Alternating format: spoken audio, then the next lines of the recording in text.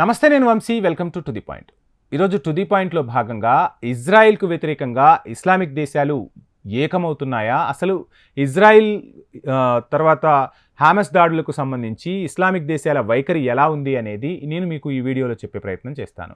Israel పాలస్తీనాల మధ్య ఉద్రిక్త పరిస్థితులు చాలాసార్లు యుద్ధం స్థాయికి వెళ్ళాయి. ఇజ్రాయిల్ దేశంగా ఏర్పడినప్పటి నుంచి పాలస్తీనా వివాదం నలుగుతూనే ఉంది. కాలం గడిచే కొద్దీ ఈ వివాదానికి పరిష్కారం లభించకపోగా సమస్య మరింత పెరుగుతూ వస్తుంది. ఇజ్రాయిల్ విషయంలో అరబ్ ఇస్లామిక్ దేశాలు తన వైపు నిలుస్తాయని పాలస్తీనా ఆశిస్తోంది. అయితే ఇక్కడ ప్రతి దేశానికి తమ సొంత ప్రయోజనాలు ఉంటాయని, వాటికి అనుగుణంగా ఆయా దేశాలు నిర్ణయాలు తీసుకుంటాయని గుర్తుపెట్టుకోవాల్సిన అవసరం ఉంటుంది.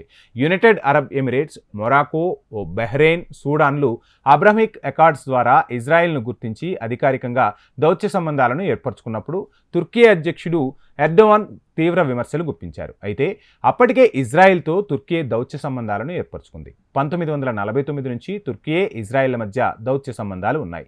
నిజానికి ఇజ్రాయెల్ను గుర్తించిన తొలి ముస్లిం మెజార్టీ దేశం కూడా తుర్కీనే. హామస్ విషయంలో హామస్, సౌదీ అరేబియాల మధ్య సంబంధాలు చాలా ఒడిదుడుకులకు లోనయ్యాయి. 1980ల నుంచి కొన్ని సంవత్సరాల వరకు సౌదీ అరేబియాతో హమాస్కు మంచి సంబంధాలే ఉన్నాయి. 2019లో హమాస్ మద్దతుదారులు సౌదీలో అరెస్ట్ అయ్యారు. అనంతరం అరెస్టులను ఖండిస్తూ హామస్ ఒక ప్రకటన విడుదల చేసింది.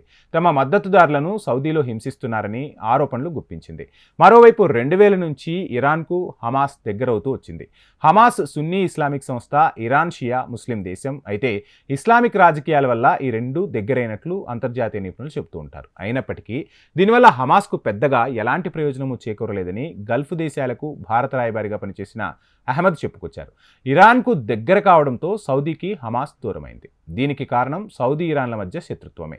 ఇక్కడ ఏదో ఒక దేశంతోనే హమాస్ దగ్గరగా ఉండగలదు. పశ్చిమాసియాలో ఇజ్రాయెల్ను ఇరాన్ స్థాయిలో వ్యతిరేకించే మరో దేశం లేదు. కాబట్టి సహజంగానే ఇరాన్కు హమాస్ దగ్గరైంది. అయితే ఇటు సౌదీ, అటు ఇరాన్ రెండు దేశాలతోనూ హమాస్ సంబంధాలు ఒడిదుడుకులకు లోనయ్యాయి.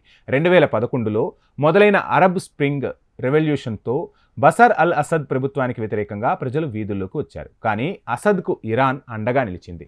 ఇది హమాస్కు రుచించలేదు. ఈ పరిణామాల నడుమ హమాస్, ఇరాన్ల మధ్య విభేదాలు వచ్చాయి.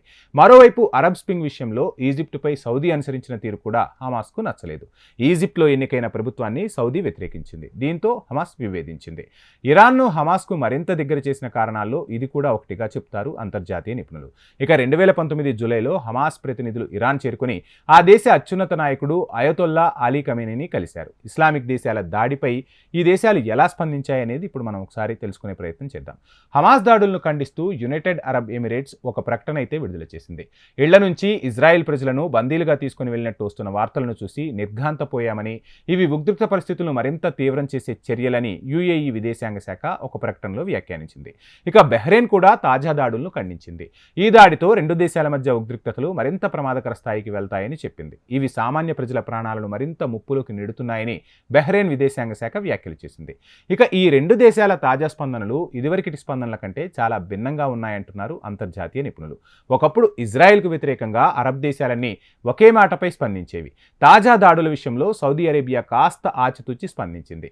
ఇజ్రాయేలీ ఆక్యుపేషన్ లాంటి పదాలను ప్రస్తావిస్తూ పాలస్తీనా వైపు నిలబడుతున్నట్లు సౌదీ చెప్పింది. అయితే ప్రజల ప్రాణాలను దృష్టిలో ఉంచుకొని రెండు వైపులా వెంటనే ఘర్షణలకు ముగింపు పలకాలని సౌదీ కోరింది. కువైత్, ఒమెన్, ఖతార్లు ఇజ్రాయెల్ చర్యలను ఖండించాయి.